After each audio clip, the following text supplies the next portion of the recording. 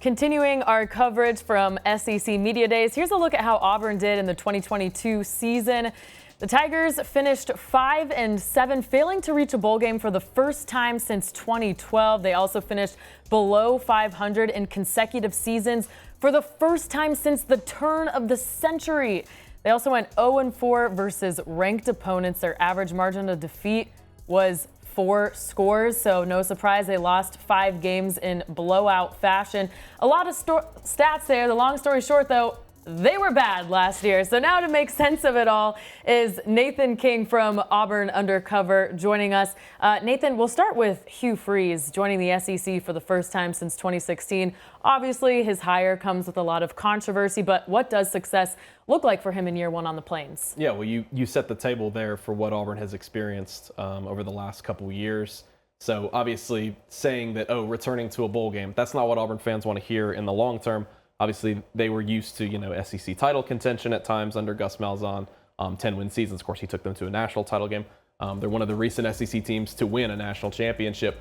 But in my opinion, getting them back to a bowl game would be a pretty big victory for him there in year one. You look at not only their record last season at 5-7, but everything they lost. This was a roster that was in a really, really bad spot. And I know we'll get to it later talking about what they did in the transfer portal, but depleted along both lines of scrimmage.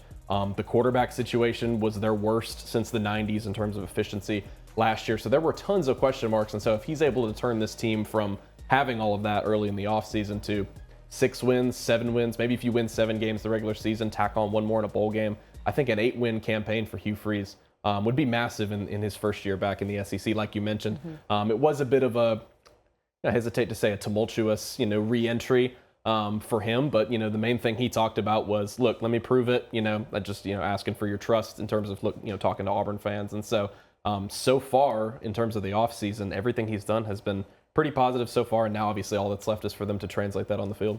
The big difference between Hugh Freeze and Bryan Harsin is their recruiting style. Obviously, Freeze has that reputation as an all-star recruiter. Harsin was kind of limited with his background being Boise State.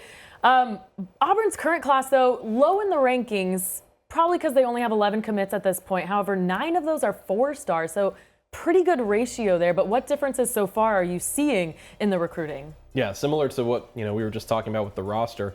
There was a ton of work to be done in terms of picking things up on the recruiting trail. Auburn was last in the SEC toward the end of Bryan Harsin's tenure. Yes, that's below Vanderbilt, which obviously is never good. And he picked things up. I think the biggest thing you can point to in terms of the difference between the closing ability of somebody like Hugh Freeze versus Bryan Harsin, they flipped 3 Power 5 commitments at the end of the 2023 class. Committed to Miami, committed to Ohio State, and then the top-rated player in their class, Keldrick Falk, was committed to Florida State. Yeah, you mentioned what Hugh Freeze has done in the past. I believe he had 4 top 15 classes at Ole Miss, so he does have that reputation. It was always going to be difficult for Harsin coming in with his background, or a lack thereof, in terms of an SEC footprint for him. But there's also just the recruiting prowess in terms of what Hugh Freeze brings to the table. Everything we've heard from high school coaches this summer, everything we've heard from parents of recruits being on campus. Everybody's doing great in the offseason. Of course, everyone's a winner in the offseason, but there are a lot different vibes in the building right now in terms of their ability to not only get big recruits on campus, but be able to close on them as well. And we'll see coming up as we record this right now. They've got their Big Cat weekend at the end of July. That's their, everybody's got their big recruiting event that they do in the summer. They're looking at a 5-star Alabama commit, Perry Thompson, who's a receiver, a 5-star Georgia commit at linebacker, DeMarcus Riddick. We think they've got a pretty good chance to flip both of those guys. Obviously, we'll see what happens there. But anytime you're in those conversations, that you've improved on the recruiting trail. And I believe they're 7th in terms of average right now. You mentioned all the 4-stars that they've got in the class right now. So the feeling is that once they start to pick things up in terms of volume, in terms of their commitments, that they'll be able to jump back into that top 15 recruiting range that they're used to. Yeah, that average rating at 90, which is pretty decent if they keep pace right there. A lot of storylines to keep track of on the recruiting trail there. A big storyline for the current team, though, is the quarterback controversy going on. You have the Michigan State transfer Peyton Thorne coming into the Plains, the incumbent starter Robby Ashford. If you're looking at this base just on stats, he was one of the worst quarterbacks in the SEC last season. So how do you see this competition shaking out? Yeah, you can see it on the screen there. I mean, it's difficult to make an argument at this juncture of the offseason that Peyton Thorne isn't your starter right now if the season were to start today. Now, Auburn hasn't had a player that wasn't present in spring practice. Of course, Thorne was not there for spring ball. Hasn't had a player that wasn't there for spring practice win the starting quarterback job since Nick Marshall all the way back in 2013. And you're building in, you're working in what's a newly built offense. And so that's not going to be easy. Robby Ashford, to kind of give some proper context to him as well. Like I mentioned, highly inefficient season for him. A, he played with pretty much every injury you could name from head to toe. B, the offensive line was very bad, really inconsistent. And C, didn't have a lot of alphas at receiver. The running game was easily the strongest thing, as you can see there. He brings that kind of dynamic element somebody like Peyton Thorne doesn't have. So can that end up being maybe a factor that puts him over the edge in this quarterback race? And of course, new offensive coordinator Philip Montgomery, Robby Ashford already has that familiarity with him of going through spring practice. But at the same time, 49 career touchdown passes for Peyton Thorne. He had that really good, that 21 season. Obviously, Michigan State won 11 games. He was one of the biggest reasons why. Broke Kirk Cousins' single-season touchdown record. So there's a lot of good things that he did at Michigan State. And then last year, really, when you look past that injury, he, talking to a bunch of people at Michigan State, he had an injury early in the season. When you start to look at his numbers midway through the year, he was kind of back to form. And so when he's been healthy at Michigan State, top 50, top 40 quarterback in the country in terms of efficiency. So if I had to make a prediction right now, it's not a bold take or anything like that Peyton Thorne probably will be the starter. But I am interested to see if he is their starter week one. I don't think Hugh Freeze is keen on a dual quarterback system, kind of flipping guys into games. But Robby Ashford's such a great athlete, and obviously he does have a big arm. He's not been very accurate, so I'll be interested to see if Thorne is their starter, if Robby Ashford can maybe find a role in the offense moving forward. So Hugh Freeze and company putting in work in the transfer portal. You've mentioned that a few times. They signed the 5th best class in the country with 21 commits. 11 of those were 4 stars, which was the most in the country.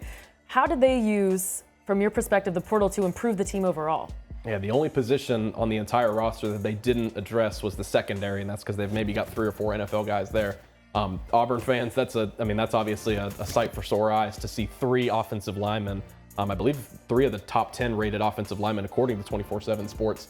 There, all 3 of those guys are going to slot in immediately as starters. They did in the spring. Avery Jones at center, Dylan Wade, who comes over from Tulsa with Philip Montgomery, the offensive coordinator. He's going to be your left tackle, one of the best players in the portal. Tons of big programs were after him, and then a monster player from the Group of 5 level, Gunnar Britton, who comes over from Western Kentucky, is going to be your right tackle. They replenished some things at running back, replenished some things at linebacker, but my biggest kind of question mark, or maybe what I'm most excited to see in fall camp, is talking about the receiving core. They brought in 4 wide receivers from the transfer portal, sort of an eclectic group. They've got some experienced guys like Nick Mardner, who come over from Cincinnati, guy Shane Hooks. He was Jackson State's leading receiver for Deion Sanders' team last year, and then a former top 150 recruit, Caleb Burton, comes over from Ohio State. As I mentioned before, they didn't necessarily have a number 1 guy coming back from last year's team.